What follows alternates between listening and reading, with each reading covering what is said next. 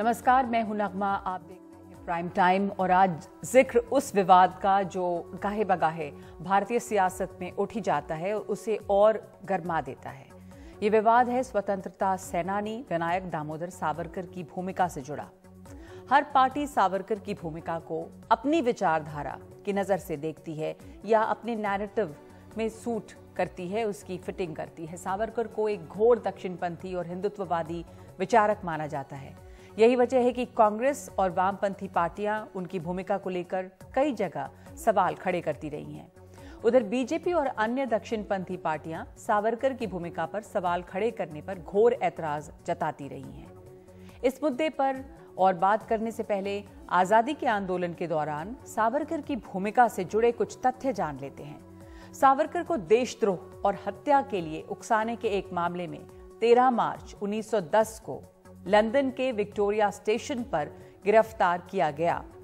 उन पर नासिक के कलेक्टर एटी जैक्सन की हत्या के लिए पिस्तौल सप्लाई करने और देशद्रोह का केस चला। सावरकर चाहते थे कि भारत भेजे जाने के बजाय उन पर इंग्लैंड में ही केस चलाया जाए, लेकिन इससे जुड़ी उनकी सारी अपील नाकाम रही। अंग्रेज सरकार ने भारत भेजा। उन्हें बॉम्बे से इंग्लैंड भेजे जाने के दौरान सावरकर ने 8 जुलाई 1910 को फ्रांस के मार्से बंदरगाह के पास पानी के जहाज से भागने की कोशिश की, लेकिन फ्रांस की पुलिस ने उन्हें पकड़कर ब्रिटेन को सौंप दिया। 22 जुलाई 1910 को बॉम्बे हाई कोर्ट की ट्राइब्यूनल ने उन्हें बॉम्बे की डोंगरी जेल भेजा। 4 जुलाई 1911 को उन्हें सजा सुनाई गई, जिसके तहत अंडमान के पोर्ट ब्लेयर की सेल्यूलर जेल उन्हें भेज दिया गया, जिसे काला पानी कहा जाता था। कई इतिहासकार कहते हैं कि इस दौरान सावरकर ने माफी या रियायत के लिए अंग्रेज सरकार को पत्र लिखे। मई 1921 में सावरकर को कई शर्तों के साथ अंडमान की सेल्यूलर जेल से महाराष्ट्र में पुणे की यरवड़ा जेल भेजा गया। इन शर्तों के तहत वो सरकार की इजाजत के बिना रत्नागिरी जिले की सीमा के बाहर नहीं जा सकते थे, किसी भी राजनीतिक गतिविधि में हिस्सा नहीं ले सकते थे। 1924 में उन्हें जेल से रिहा किया गया। आजादी के आंदोलन में विनायक दामोदर सावरकर की अहम भूमिका से कोई इनकार नहीं कर सकता, लेकिन उनके काम करने के तरीके पर सवाल उठाने वाले कम नहीं हैं। और उससे भी ज्यादा जो एक विवाद है वो ये कि उन्होंने जेल से रिहा किए जाने के लिए अंग्रेजों से माफी मांगी। कांग्रेस नेता राहुल गांधी ने एक बार फिर ये मुद्दा छेड़ा है अपनी भारत जोड़ो यात्रा के दौरान।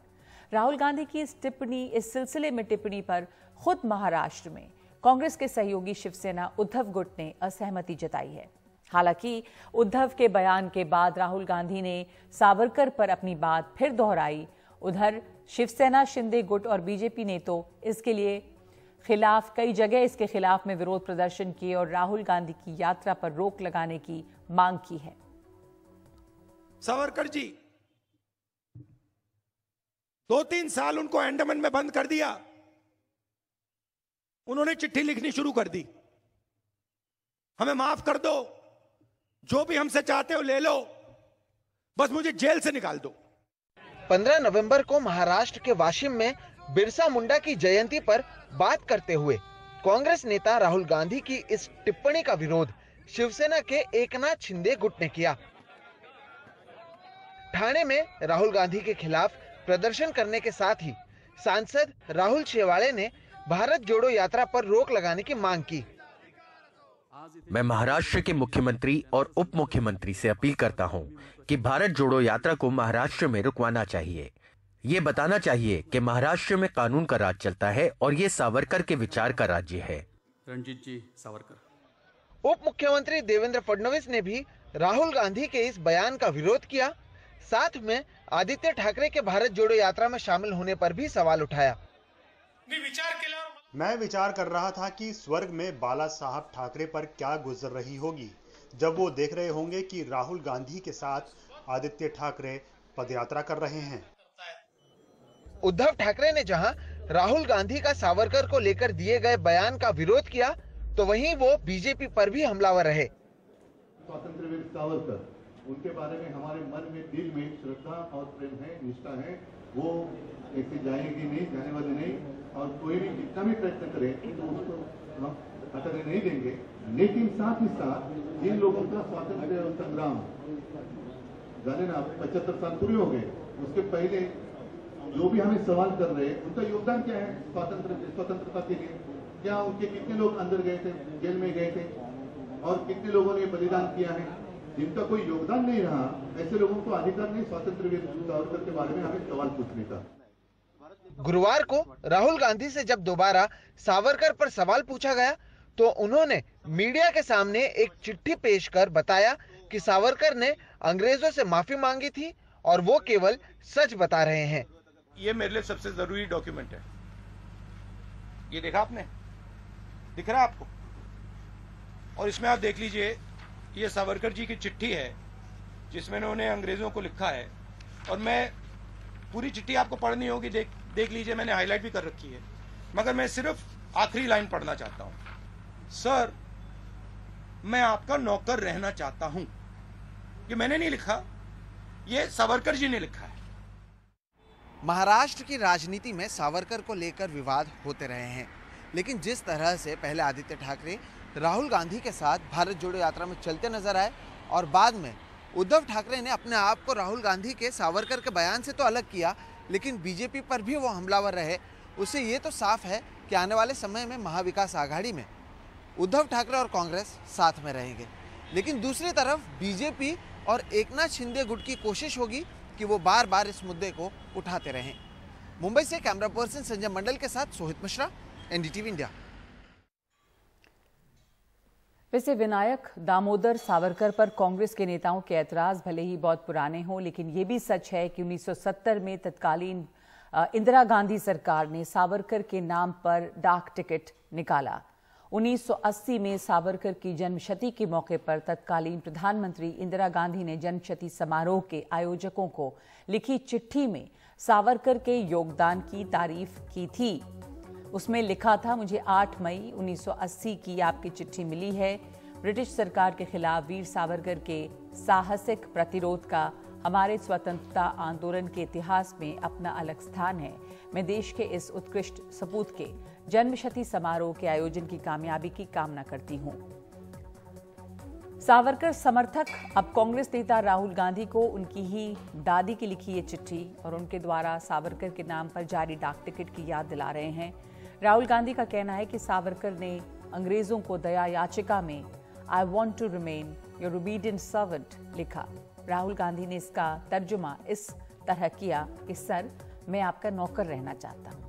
हालांकि आरएसएस के मुखपत्र ऑर्गेनाइजर ने इसे राहुल गांधी की ऐतिहासिक भूल बताया है।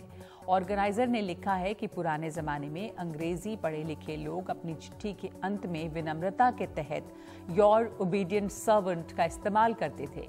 इसके लिए महात्मा गांधी की भी एक चिट्ठी का उदाहरण दिया गया है। फरवरी 1921 में महात्मा गांधी ने ड्यूक ऑफ कर्नॉट को एक चिट्ठी लिखी। चिट्ठी के अंत में महात्मा गांधी ने लिखा, I beg to remain your royal highness. कई जानकार कहते हैं कि उस दौर में पत्र व्यवहार में जिस विनम्रता का इस्तेमाल होता था, उसके तहत इस तरह के शब्दों का इस्तेमाल आम है। इस बीच राहुल गांधी के बयान पर सावरकर के पोते रंजीत सावरकर ने कड़ा ऐतराज जताया है। उन्होंने राहुल गांधी की गिरफ्तारी की मांग करते हुए कहा कि सावरकर ने सभी राजनीतिक कैदियों को छोड़ने के लिए आवेदन लिखा था और कभी खुद की रिहाई के लिए माफीनामा नहीं लिखा। उन्होंने कहा कि राहुल गांधी राजनीति के लिए सावरकर पर गलत बयान दे रहे हैं। This is a record of a British correspondence, it is a British file, and they are referring Savarkar application as a V.D. Savarkar's application for an amnesty to all political offenders. सभी राजकीय युद्ध कैदियों को छोड़ने के लिए V.D. Savarkar application, माफीनामा कभी लिखा ही नहीं है। ये आज कहते हैं जिन्होंने माफीनामा लिखा और एक लेटर दिखाया कि जहाँ पे योर मोस्ट ओबीडिएंट सर्वेंट लिखा है। तो योर मोस्ट ओबीडिएंट सर्वेंट लिखना उस समय की परंपरा थी। ये महात्मा गांधी का लेटर है मेरे पास, जिसमें गांधी जी ब्रिटिश ऑफिसर को कहते हैं योर मोस्ट ओबीडिएंट सर्वेंट। तो जैसा हम आज कहते हैं मैं आपका कृपाभिलाषी, एंड में हम लिखते हैं ना आपका कृपाभिलाषी, तो कृपाभिलाषी लिखने से नहीं बन जाता है ना।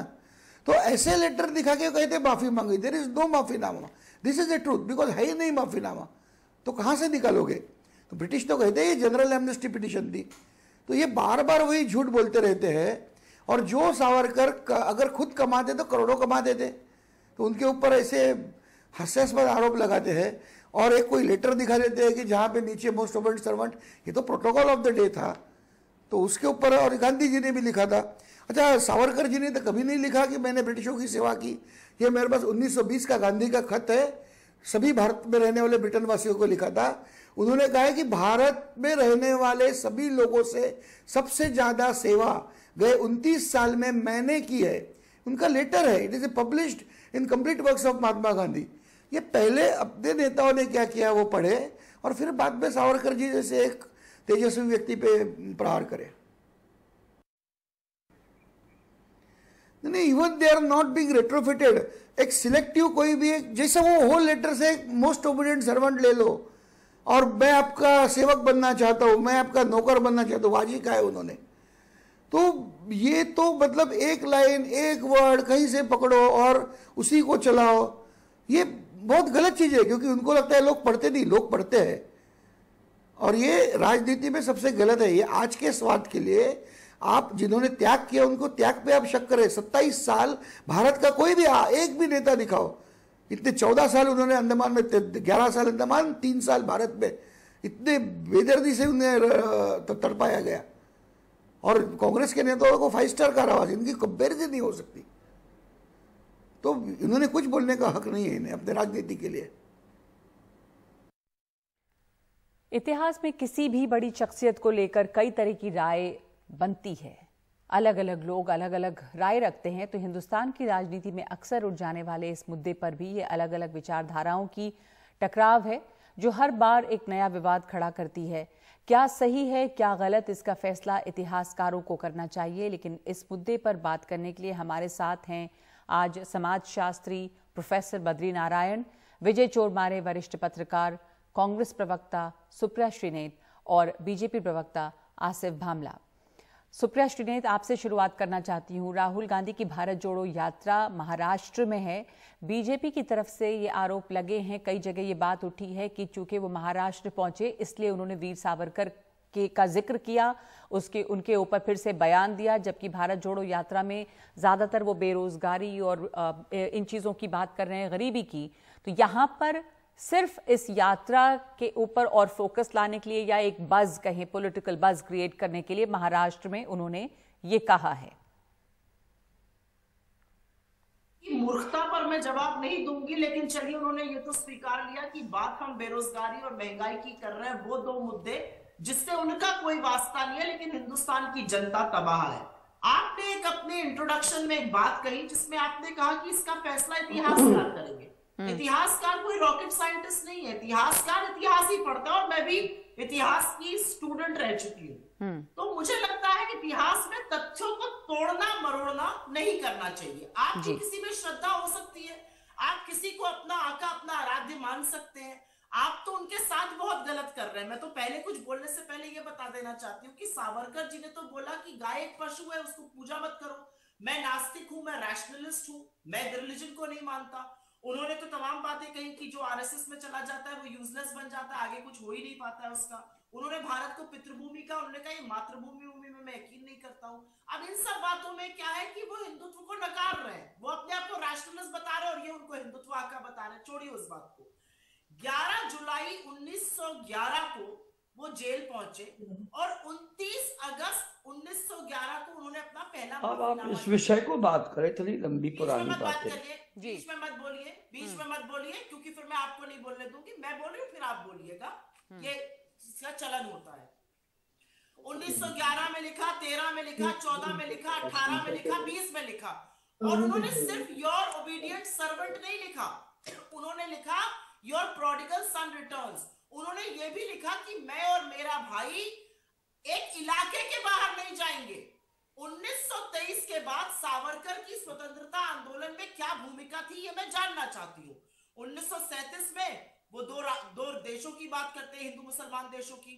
1942 के पहले 1939 में जब प्रांतीय सरकारों ने, एक मिनट, प्रांतीय सरकारों नहीं सुप्रिया प्लीज अपना ऐसे आप सुप्रिया प्लीज इस तरह से आप इतना मतलब मुझे तो मत डांट के आप बोलिए, 1 मिनट की बात नहीं है, बात सब लोगों को समय देने की बात है। और मैं आपसे सिर्फ ये पूछ रही हूँ 1 मिनट हिस्ट्री के ऊपर, हम हिस्ट्री के लिए भी बात करेंगे पर समय एक लिमिटेड होता है। आप भी समझती हैं कि हम एक टीवी डिबेट में हिस्ट्री में जो 2 व्यूज हैं उसको हम नहीं सॉल्व कर सकते। पर मैं आपसे भी वापस, मेरा जो सवाल था मैं वापस आती हूं। आप उद्धव ठाकरे आपके ही सहयोगी वहां पर कह रहे हैं कि इस बयान से वो इत्तेफाक नहीं रखते हैं, तो मैं ये पूछ रही हूं आपसे कि आप ही के साथी जो हैं सहयोगी वो भी इस बयान से अलग होते हैं। तो चलिए आज की सियासत की बात कर लें हम, इतिहास से पहले। और 1911 में उन्होंने चिट्ठी में क्या लिखा, इसके ऊपर इतनी बहस या राहुल गांधी का उसको बार बार उठाने के पीछे क्या तर्क है?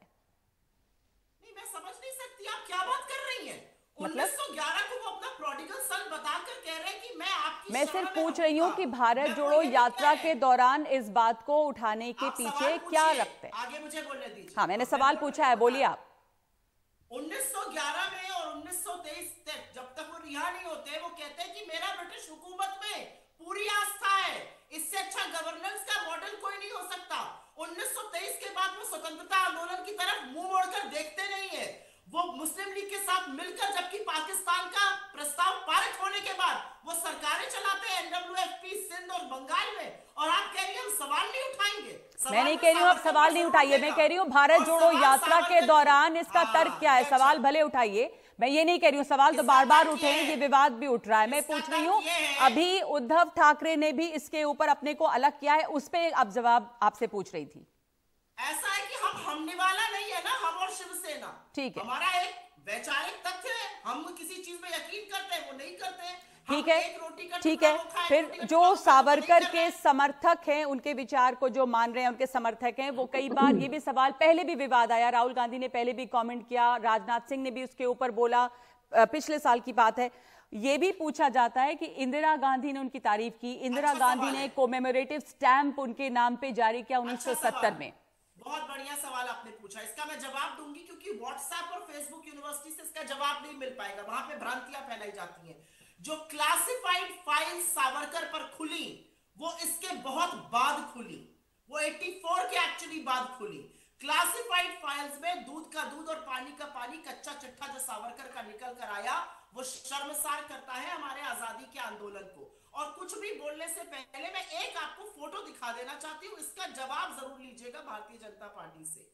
एक कार्टून बना था 1945 में अग्रणी में, जिसके की एडिटर, अरे कहाँ की बात कहाँ सुनिए, कहाँ ले जा रही है आप अपनी बात खत्म कीजिए, दूसरे पैनलिस्ट भी हैं बोलने के लिए, अपनी बात खत्म कीजिए। जिसके एडिटर नाथूराम गोडसे थे, और उन्होंने एक रावण बनाया, और उस रावण में सुभाष चंद्र बोस से लेकर सरदार पटेल और गांधी तक लगाए गए, और उस पर तीर चलाने वाले कौन थे? सावरकर। ठीक है, ये इनका आजादी का कंट्रीब्यूशन था। मैं कहानी सुना रही हूँ या आपने? ठीक है सुप्रिया, आपसे कभी किसी ने कुछ नहीं कहा है, लेकिन आप तो बहुत प्लीज आप थोड़ा सा टोन डाउन करें, दूसरे को भी जवाब देने थे। आपसे भी किसी ने कुछ नहीं कहा है। बीजेपी प्रवक्ता आसिफ भामला भी हमारे साथ हैं।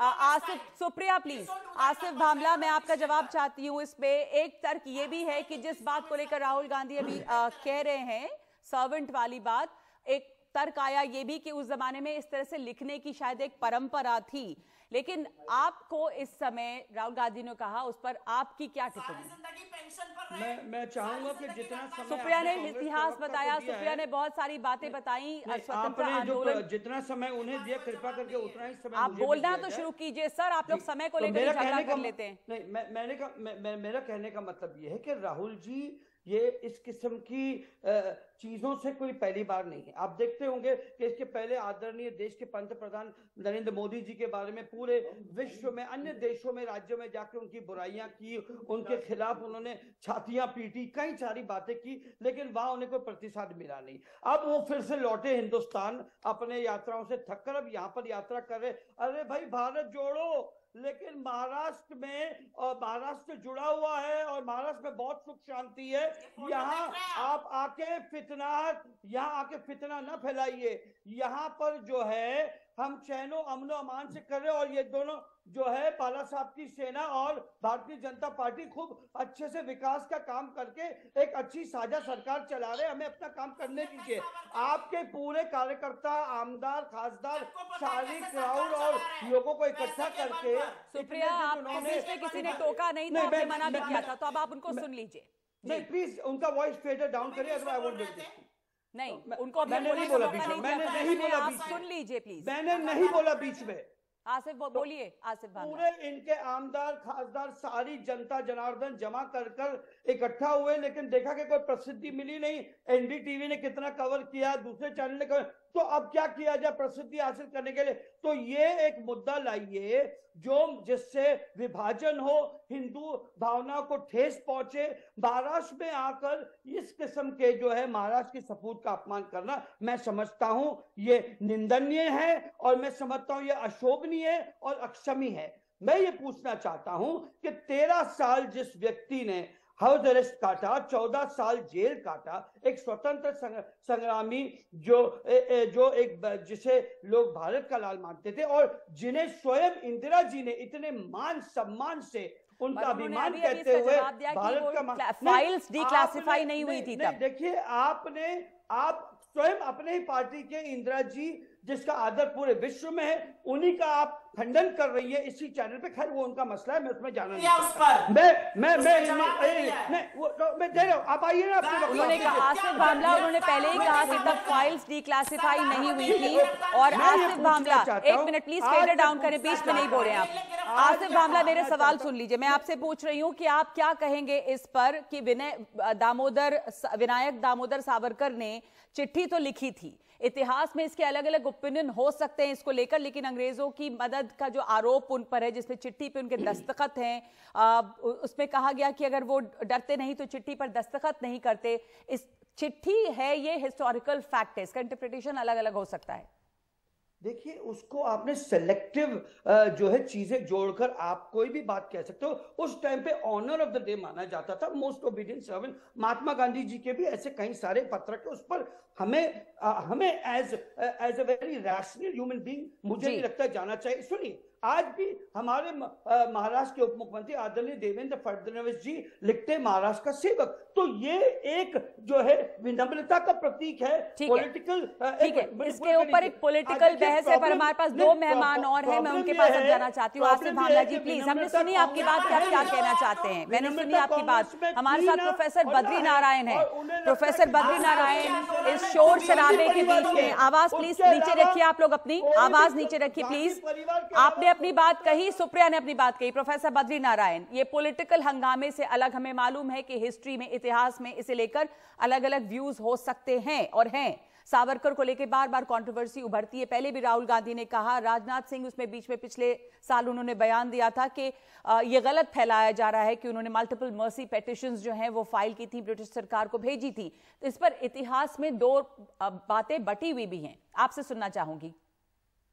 नगमन, देखिए, एक तो इस समय भारतीय राजनीति और इतिहास का बहुत साथ आजकल हो गया है।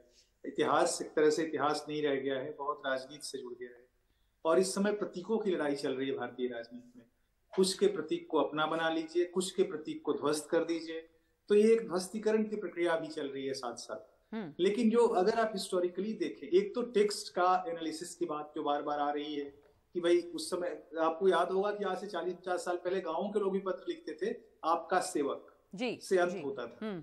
और एक अब उसको जिस उस समय की जो अंग्रेजी लिखने की पद्धति थी, जो पत्र लिखने की जो एक शैली थी, उस शैली में जो डिफेंस दिया जा रहा है, रंजीत जी ने बोला और आप बहुत सारे आपके जो पैनलिस्ट ने बोला, वो कन्विंसिंग लगता है, क्योंकि एक टेक्स्ट को फेस वैल्यू पे नहीं लेना चाहिए। तो आप कह रहे हैं कि ये इंटरप्रिटेशन की समस्या है। और एक और आपको बात बताएं कि जो एक समय की भाषा, तो जब आप दूसरे समय में वो भी इंटरप्रिटेशन है, आप रत्नागिरी में रहे वो भी इंटरप्रिटेशन सकते हैं और जोड़ते हैं।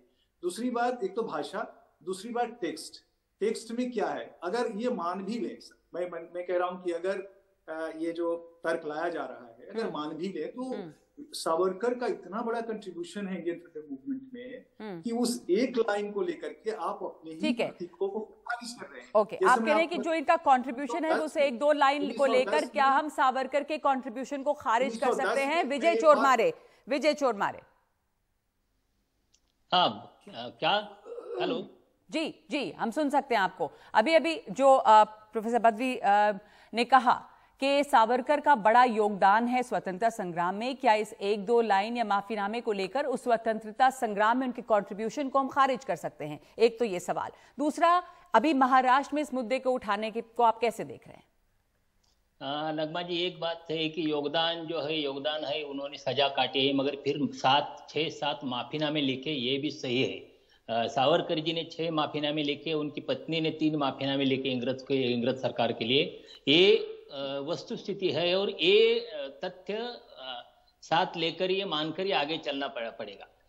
राहुल गांधी आरोप करते हैं, उद्धव ठाकरे कहते हैं उनसे सहमति होने की या नहीं होने का या सवाल ही नहीं, तथ्य ऐतिहासिक तथ्य क्या है यही देखना चाहिए। सावरकर जी ने माफीनामे लिखे थे, यह ऐतिहासिक सत्य है और वो बार बार सामने आया है। और ये जो सावरकर का मानने वाला हिंदुत्ववादी तबका है, ये मान नहीं रहा है कि उन्होंने माफीनामे लिखे थे। इतिहास के साथ ही छेड़छाड़ हो रही है। ऐतिहासिक तथ्य क्या है उसके साथ जाना चाहिए, और मुझे लगता है जो सुप्रिया जी ने अभी बताई वो ऐतिहासिक तथ्य के नजदीक जाने वाली वस्तुस्थिति है। दूसरी बात है, आपने पूछी जो महाराष्ट्र की राजनीति के बारे में। जब महाविकास आघाड़ी की सरकार नगमा जी सत्ता में आई थी महाराष्ट्र में, तो 2019 में, तब सरकार सत्ता में आने के 1 महीने बाद ही राहुल गांधी जी ने ऐसा ही सावरकर जी के खिलाफ एक बयान दिया था। तब बीजेपी ने उद्धव ठाकरे को कॉर्नर करने की कोशिश की थी। तब असेंबली चल रही थी, असेंबली में उद्धव ठाकरे ने उसका जवाब दिया था। उन्होंने बीजेपी को ये सवाल कहा था कि हमें सावरकर पर आदर है, मगर अगर आप सावरकर जी को मानते हैं तो आप उन्हें भारत रत्न क्यों नहीं देते? ये सवाल पूछा गया कि आप इतना मानते हैं तो क्यों नहीं देते भारत रत्न? दूसरी बात ये है कि जब ये भारत जोड़ो यात्रा महाराष्ट्र में आ रही थी, महाराष्ट्र में आने से पहले जब कर्नाटक में थी, तब भी राहुल गांधी ने ये सावरकर जी के बारे में सवाल पूछा था। तब बीजेपी ने फिर शिवसेना को कॉर्नर करने की कोशिश की थी और पूछा था कि अब भारत जोड़ो यात्रा आ रही है और राहुल गांधी सावरकर जी का विरोध कर रहे हैं, क्या शिवसेना उनके स्वागत के लिए जाएगी क्या? और तब भी आपको पता है आदित्य ठाकरे स्वागत के लिए गए थे। मुझे लगता है ये राजनीति की बहस चल रही है, ऐतिहासिक तथ्यों के साथ ये बहस आगे जानी चाहिए, मगर ये ऐतिहासिक तथ्य है बीजेपी वाले हिंदुत्ववादी तबका अपने हिसाब से वो आगे लाने की कोशिश कर रहा है। ठीक है, तो अपने हिसाब से, अपनी राजनीति के हिसाब से लोग इसका इस्तेमाल कर रहे हैं। ये बहुत लंबी बहस है ये, और हम इस वक्त इससे ज्यादा और वक्त इसे नहीं दे सकते। बहुत धन्यवाद आप लोगों का अपनी अपनी बातें रखने के लिए। प्राइम टाइम में इस वक्त एक ब्रेक ले रहे हैं हम।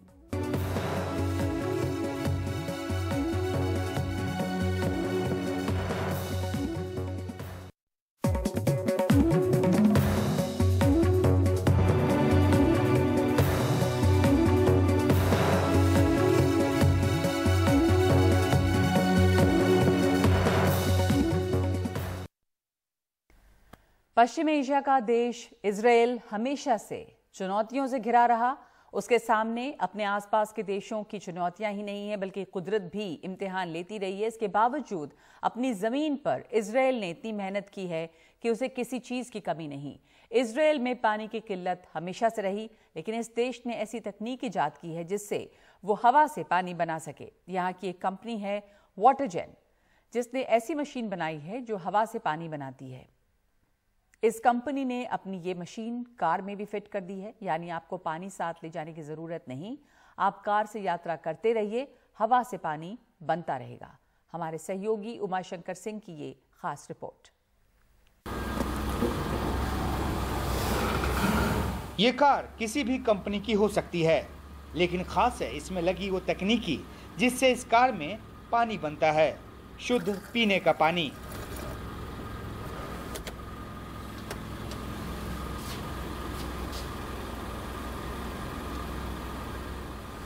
देखने में बेशक ये सामान्य कार लगती हो, लेकिन ये सामान्य नहीं है। सामान्य इसलिए नहीं है क्योंकि इस कार में वो तकनीकी लगाई गई है जिसके ज़रिए हवा से पानी पैदा किया जा सके। और वाटर जेन कंपनी ने ये काम किया है, जो कि इजराइल की कंपनी है। तेल अवीव में इसका हेडक्वार्टर है, जहां इस वक्त मैं मौजूद हूं।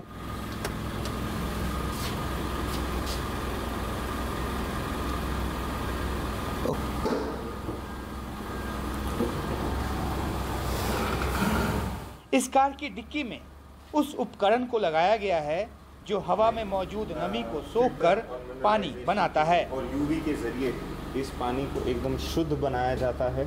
इस पानी में करीबन 1.8 लीटर्स पानी इस वक्त इस गाड़ी में है। ये ठंडा पानी है और इस वक्त ये जो हमारा टेक्नोलॉजी है ये कहीं भी हर गाड़ी में लगाई जा सकती है। तो आपको आसपास का आपको वातावरण बताते रहेगा कि आपका इस वक्त जो बाहरी तापमान है वो करीबन 23 डिग्री है और जो बाहर की नमी है, ह्यूमिडिटी हम जिसे कहते हैं, वो 50 डिग्री के करीब। आप केवल इस बटन को दबाएं और आपको यहाँ पे एकदम हवा से स्वच्छ पानी, जो सबसे स्वच्छ पानी होता है, हवा से बना हुआ। कब तक आपको लगता है कि भारत में आ जाएगी? हम ऑलरेडी हिंदुस्तान में आज के दिन में प्रेजेंट है। हमारे इंडिया में पूरा एस्टेब्लिशमेंट है। हम अगले कुछ ही महीनों में मैन्युफैक्चरिंग प्लांट भी लगाएंगे ट्रांसफर ऑफ टेक्नोलॉजी के जरिए।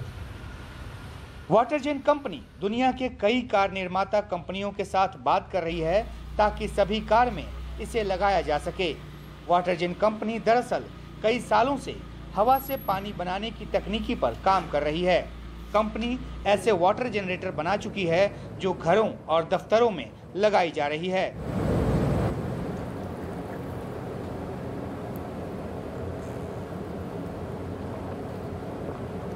भारत में अमूमन किसी भी दफ्तर में जब हम जाते हैं तो इस तरह का वाटर फिल्टर नज़र आता है, लेकिन वो वाटर फिल्टर ये नहीं होता। वो वाटर फिल्टर वो होता है जिसके ऊपर गैलन भर पानी जो है वो लगा होता है और वो फिल्टर होकर फिर हमें पीने को मिलता है। लेकिन इजराइल में वाटरजेन कंपनी ने जो ये डिवाइस बनाई है, ये इसके लिए पानी की ज़रूरत नहीं है। ये कमरे में मौजूद जो नमी है उसको सोख कर उससे बिल्कुल प्योर ड्रिंकिंग वाटर जो है वो प्रोवाइड करता है। और ये टेक्नोलॉजी एक ऐसी टेक्नोलॉजी है जो पूरी तरह से अगर भारत में आ जाए तो भारत में पानी की कमी जो है, पीने के पानी की जो समस्या है वो कम हो सकती है और बिना पानी के हम पानी पैदा कर सकते हैं। एक तरह से कह सकते हैं कि हवा से पानी पैदा करने की ये तकनीकी है और भारत में इसको लाए जाने की बड़ी ज़रूरत है। ये मशीन घरेलू इस्तेमाल के लिए बनाई गई है। ये 24 घंटे में 30 लीटर तक पानी देगी। वाटरजेन के मुताबिक इसके लिए हवा में महज 20% नमी की ज़रूरत होती है। नमी से खींचे गए पानी में मिनरल भी मिलाया जाता है ताकि पानी शुद्ध के साथ साथ पौष्टिक भी रहे। इजराइल की वाटरजेन कंपनी के साथ मिलकर काम करने वाली भारतीय company SMV Jaipuria group Bharat में इसकी बढ़ती मांग को लेकर काफ़ी उत्साहित है। Today we get a lot of good response from different Indian customers. आज हमारे पास अच्छे रेस्पॉन्स हैं। लोग अपने घरों में इस्तेमाल कर रहे हैं, कंपनीज में इस्तेमाल कर रहे हैं। हमें बहुत सारे ऑर्डर आ रहे हैं और हमारी सेल्स काफ़ी बढ़ गई है। We are getting thousands of leads every day and we have a very good number of sales and it's increased from day to day the sales in India. अब चलते हैं छत पर ये देखने कि यहाँ क्या खास है। कार, घर और दफ्तर के भीतर लगाए जाने वाले वाटर जनरेटर कम क्षमता वाले होते हैं, लेकिन छत पर रखे जाने वाले ऐसे वाटर जनरेटर्स भी हैं जो कई फ्लैट या बड़े दफ्तरों की ज़रूरत पूरा कर सकते हैं। ये मशीन 24 घंटे में 800 से 900 लीटर तक पानी बनाती है। ये पानी बनाकर नीचे भेजती है। एक खास तरह के वाटर डिस्पेंसर के जरिए पानी निकलता है। Namaste everyone. Again, you're with Mickey from WaterGen. So we're at the rooftop of our building. Our building is 6 floors high. There's roughly हम अपनी बिल्डिंग की छत पर हैं। 6 फ्लोर की ये बिल्डिंग है। 200 लोग यहाँ काम करते हैं। सभी इस मशीन से पानी पीते हैं। यहाँ तैयार किया गया पानी सभी डिस्पेंसर्स में जाता है। Up to 900 liters a day, and all the water that it produces goes into dispensers in every floor. Every employee has a reusable bottle, so we don't use something that is not recyclable. and we just fill up in the dispensers that are in every floor, even the coffee makers and the tea machines. और ये बड़ा generator 24 घंटे में 6000 litre तक पानी पैदा करता है। इसका इस्तेमाल सामुदायिक स्तर पर किया जा सकता है, यानी एक साथ कई घर और दफ्तरों की पानी की जरूरत को ये पूरा कर सकता है। इस तरह से बनाए जाने वाले पानी की कीमत करीब 40 से 50 पैसे प्रति लीटर बताई जा रही है। पानी की कीमत, वैसे तो शुद्ध पानी की कीमत लगाना आज के दिन में नामुमकिन है, लेकिन क्योंकि वैसे ही आप जानते हैं पानी की बड़ी समस्या हो रखी है इन दिनों, अगर आप इसका कीमत की बात करें तो कीमत 40 से 50 पैसे के करीब पर लीटर का कॉस्ट आ सकती है। यानी 1 लीटर पानी जो हम मिनरल वाटर खरीदते हैं वो 20 रुपए का आज की तारीख में पड़ता है कम से कम, तो वो 50 पैसे 60 पैसे में मिल सकती है। ऐसे वाटर जनरेटर्स की बहुत अहमियत है। यूनिसेफ की रिपोर्ट के मुताबिक दुनिया में हर 3 में से 1 व्यक्ति को पीने का साफ पानी मयसर नहीं है। भारत में कई नदियां सूख रही हैं और भूजल स्तर गिरता जा रहा है।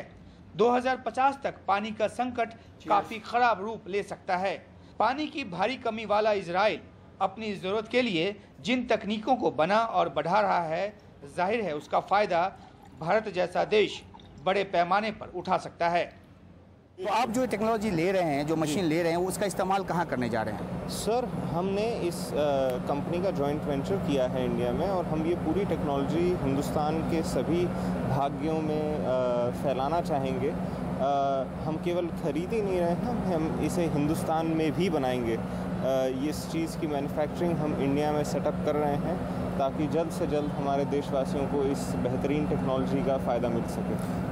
तो देखिए, ये संयोग है कि हमारे साथ जो ये शख्स हैं, इन्होंने अपना नाम, पूरा नाम आपने बताया, चैतन्य जयपुरिया, और इनकी कंपनी ने कोलैबोरेशन किया है इजराइल की वाटर जेन कंपनी के साथ, और ये यहाँ से न सिर्फ मशीन ले जा रहे हैं बल्कि ट्रांसफ़र ऑफ टेक्नोलॉजी भी हो रही है जिसकी बहुत ज़्यादा ज़रूरत है। और ये मशीन एक बार भारत में लोकप्रिय हो जाए, अधिक से अधिक इस्तेमाल में आ जाए, तो पीने की पानी की जो किल्लत है वो बहुत हद तक दूर हो सकती है।